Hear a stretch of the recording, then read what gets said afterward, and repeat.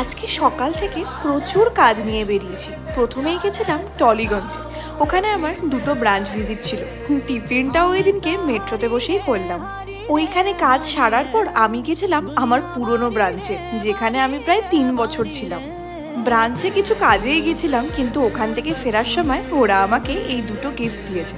আসলে ওই ব্রাঞ্চ থেকে আমার যখন ট্রান্সফার হলো, এতটা তাড়াতাড়ি হয়েছে যে ওরা আমাকে ফেয়ারওয়েল দেওয়ার টাইমই পায়নি।